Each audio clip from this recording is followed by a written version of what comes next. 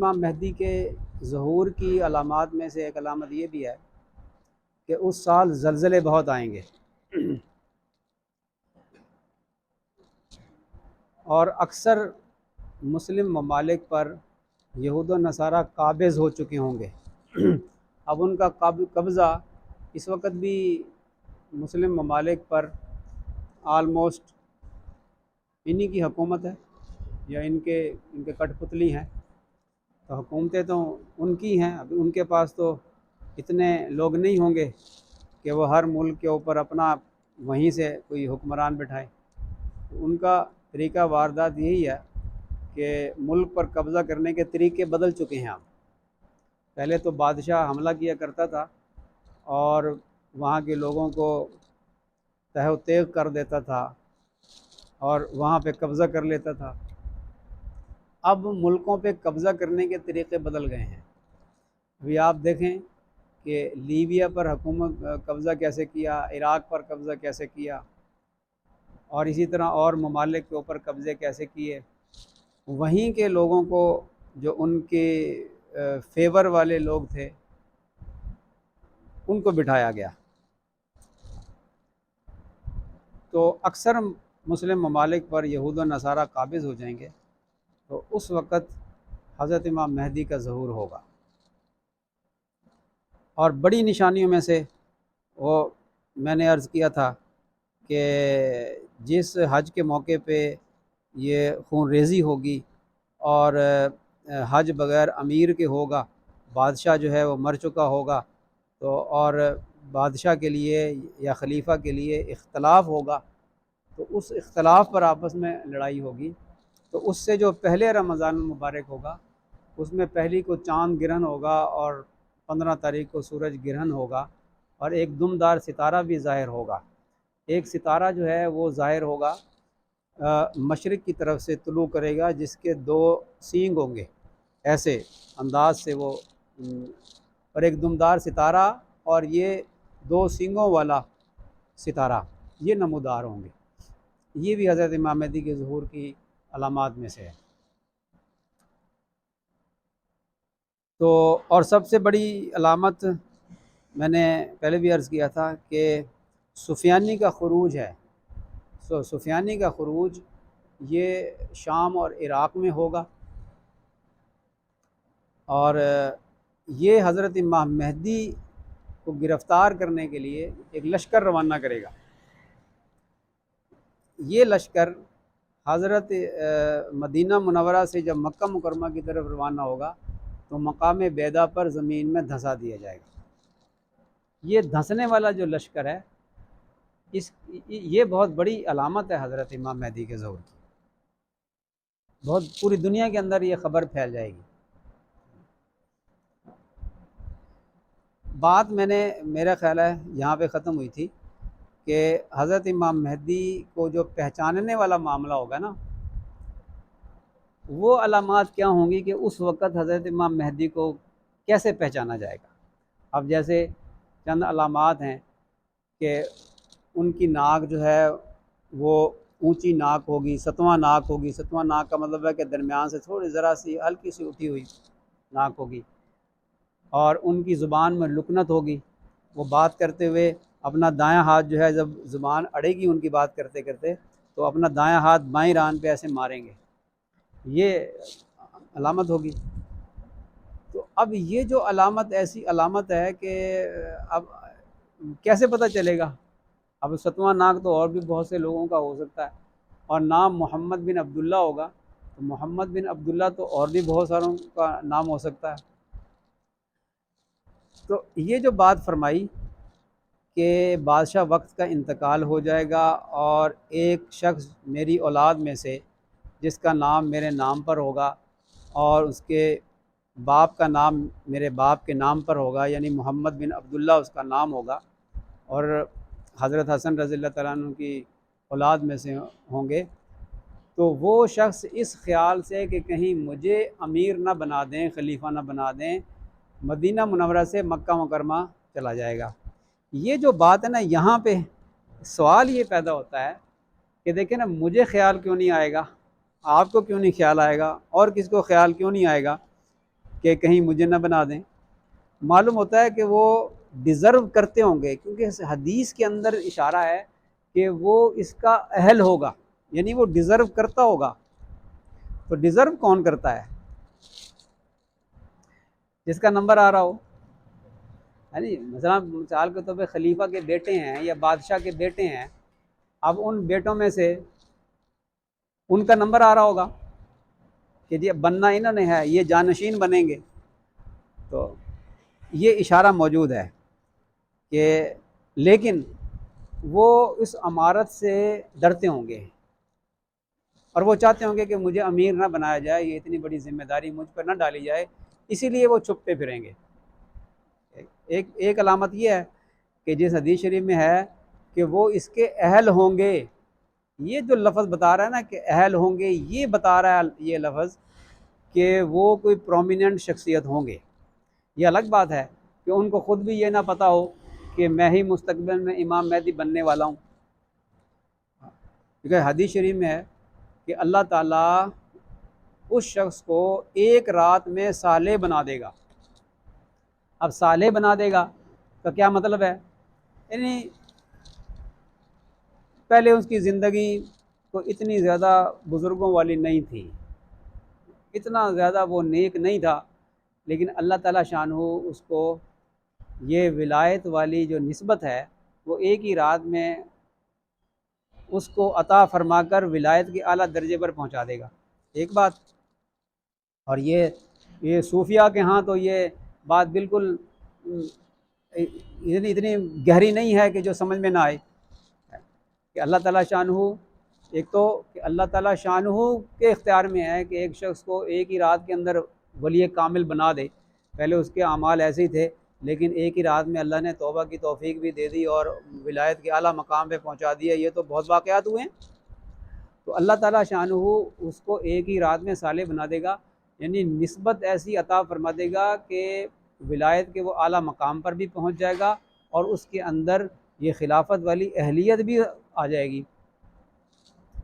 تو اس سے بعض حضرات نے یہ فرمایا کہ وہ پہلے اتنی معروف شخصیت نہیں ہوں گے، بعضوں نے اس سے یہ استدلال کیا ہے۔ لیکن ہمارا سوال یہ ہے کہ ایک تو یہ جو سوال ہم نے کیا کہ انہیں کیوں خیال پیدا ہوگا کہ کہیں مجھے نہ بنا دیں، یہ سوال بتاتا ہے، اور یہ اس کا جواب یہ ہے جو میں نے عرض کیا کہ وہ اس کے اہل ہوں گے، اور حدیث کے الفاظ ہیں۔ اگلی بات، ان کو جو جماعت پہچانے گی وہ 7 اطراف کے بڑے بڑے علماء ہوں گے، وہ ان کو پہچانیں گے۔ جب وہ ان کو پہچانیں گے تو ان کو کہیں گے کہ آپ فلاں ہیں، فلاں قبیلے سے ہیں، آپ کے باپ کا نام فلاں ہے۔ وہ سمجھ جائیں گے کہ یہ مجھے بنانے لگے ہیں کچھ۔ دیکھیں نا، اگر ان کو خیال نہیں تھا، فرض کریں وہ عام انسان تھے، عام انسانوں میں پھرنے والے تھے، تو ان کو کیوں شک ہوگا؟ یہ جو مجھ سے پوچھ رہے ہیں نا کہ تو آپ محمد بن عبداللہ ہیں، وہ کوئی پرومیننٹ شخصیت ہوں گے اور وہ ڈیزرو کرتے ہوں گے، اور جب ان سوال پر وہ سمجھ جائیں گے کہ یہ مجھے بنانے لگے ہیں، یہ امیر بنائیں گے، اس لیے انکار کر دیں گے۔ وہ کہیں گے نہیں، میں تو فلاں بن فلاں ہوں اور فلاں قبیلے سے ہوں، میں تو انصار سے ہوں، توریہ کر دیں گے، اور اس طرح جان چھڑا کر واپس مدینہ منورہ بھاگ جائیں گے۔ اب یہ جو علماء ہیں جن میں سے فرمایا کہ ہر ایک کے ہاتھ پر 313 لوگوں نے بیعت کی ہوگی، معلوم ہوتا ہے کہ یہ بڑے بڑے مشائخ ہوں گے، دنیا کے مختلف اطراف سے حج کے لیے وہاں پہنچے ہوں گے۔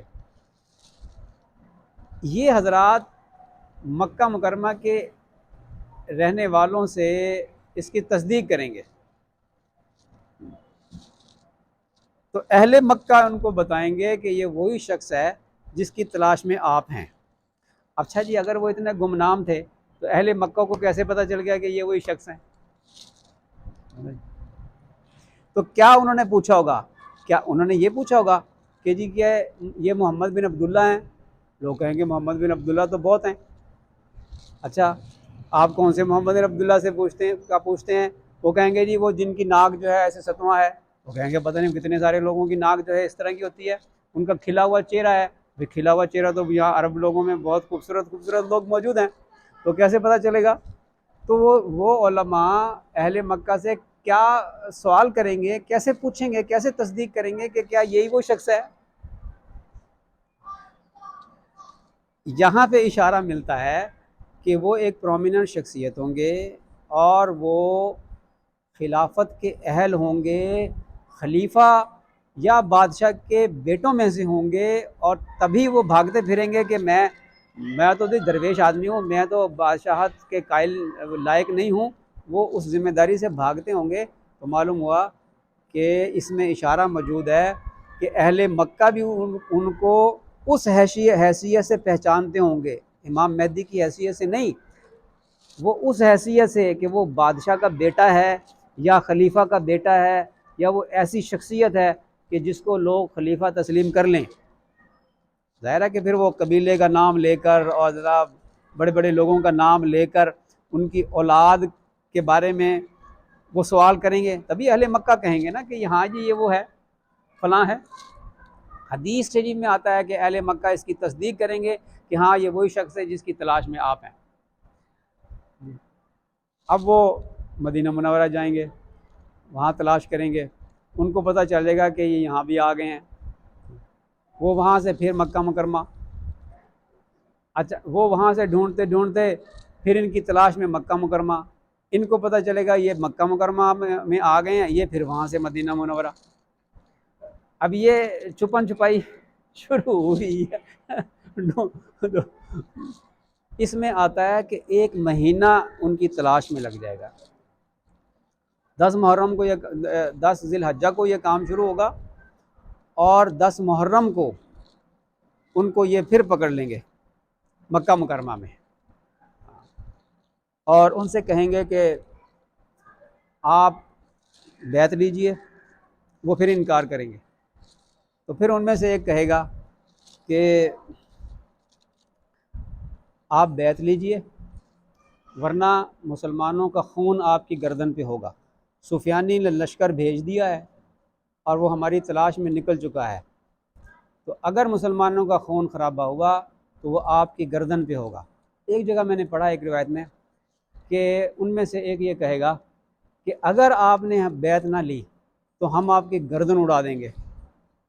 یہ میں نے پڑھا نا، میں کہا یہ تو کوئی خان کا بچہ ہوگا، یہ تو کوئی ادھر کا پٹھان بچہ۔ ہم ایک جگہ گئے تو وہ علاقے والے بہت مہمان نواز ہیں، تو ہم نے سنا تھا کہ یہ ان کی نا یہ اگر دعوت کریں نا تو دعوت کا انکار نہیں کرنا چاہیے، یہ بڑا غصہ کرتے ہیں۔ وہ ہمارے سامنے ایک بکرا لے آئے، جی یہ قبول کرو۔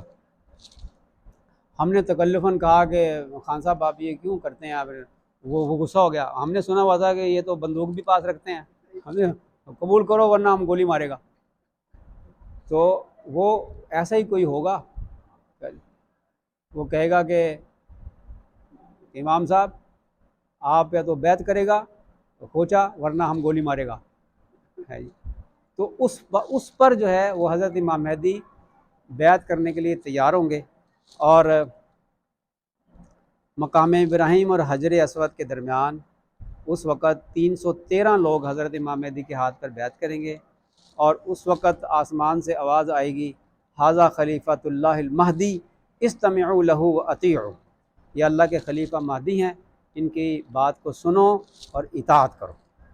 پھر حضرت امام مہدی اپنے یہ 313 میں یہ تھوڑے سے ہوں گے، اور جو تھوڑے بہت اور لوگ ہوں گے ان میں حضرت امام مہدی خطبہ دیں گے، ایک بیان کریں گے، ترغیب دیں گے۔ اس کے بعد وہ لشکر کی خبر بھی آ جائے گی کہ وہ دھنس گیا زمین میں، اور پھر حضرت امام مہدی یہ چھوٹا سا اپنا لشکر لے کر شام کی طرف روانہ ہوں گے، مدینہ منورہ آئیں گے، وہاں جو لوٹ مار کی ہوگی سفیانی کے لشکر نے اس کی اصلاح فرمائیں گے، اور پھر شام کی طرف روانہ ہوں گے، اور شام میں سفیانی سے جنگ ہوگی اور سفیانی کو گرفتار کیا جائے گا، اور حضرت امام مہدی شام، عراق، اس سارے علاقے کے اوپر قابض ہو جائیں گے، اور شام میں حضرت امام مہدی جو ہیں وہ اپنا ہیڈ کوارٹر بنائیں گے۔ سفیانی کو گرفتار کر کے دریائے فرات کے کنارے ایک پتھر پر اس کو جو ایک باغی کی سزا ہوتی ہے وہ دیں گے، گردن اڑا دیں گے۔ تو وہاں پہ حضرت امام مہدی ہیڈ کوارٹر اپنا بنائیں گے۔ اب ان کی خبر سن کر دشمن کے لشکر جو ہیں وہ جمع ہو جائیں گے، 80 جھنڈے آئیں گے، یعنی 80 جھنڈوں کا مطلب ہے کہ 80 ملک وہ حضرت امام مہدی کے خلاف جمع ہو جائیں گے۔ اور حضرت امام مہدی کی جو یہ خبر ہے یہ دنیا میں جب پھیلے گی تو مختلف اطراف سے حضرت امام مہدی کے لیے مسلمانوں کی فوجیں وہ روانہ شروع ہو جائیں گی اور حضرت امام مہدی کے ساتھ جا کر شامل ہو جائیں گی۔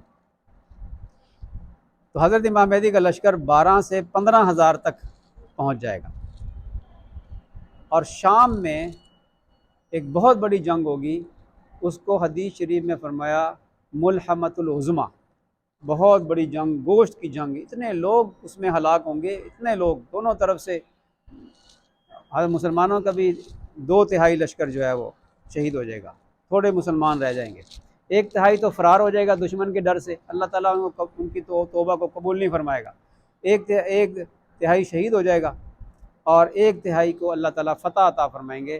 دشمن اتنی بڑی تعداد میں ہلاک ہوں گے کہ فرمایا کہ ایک پرندہ لاشوں پہ اڑنا شروع کرے گا، اڑتے اڑتے اڑتے اڑتے اسے بیٹھنے کی جگہ نہیں ملے گی، یہاں تک کہ وہ گر کے مر جائے گا۔ آپ اس سے اندازہ لگا لیں کہ کتنی بڑی تعداد کے اندر لوگ ہلاک ہوں گے۔ اس کے بعد حضرت امام مہدی اپنے جو اسلامی ممالک ہیں ان کو دوبارہ اپنے قبضے میں لیں گے، اور اکثر دنیا کے اکثر ممالک پر حضرت امام مہدی کا کنٹرول ہو جائے گا، اور فرمایا کہ جیسے یہ پہلے بے انصافی سے بھری ہوئی تھی، ظلم سے بھری ہوئی تھی، اب یہ دنیا یہ انصاف کے ساتھ بھر جائے گی، اور اللہ تعالیٰ کی رحمتیں اور برکتیں خوب نازل ہوں گی، اور اللہ تعالیٰ شانہ آسمان سے بارشیں نازل فرمائے گا، اور غلہ جو ہے وہ برکت والا پیدا ہوگا، ہر چیز حضرت امام مہدی کھلے دل سے لوگوں میں جو ہے وہ مال غنیمت کو تقسیم فرمائیں گے، اور لوگوں کے دلوں کے اندر سے دنیا کی محبت نکل جائے گی۔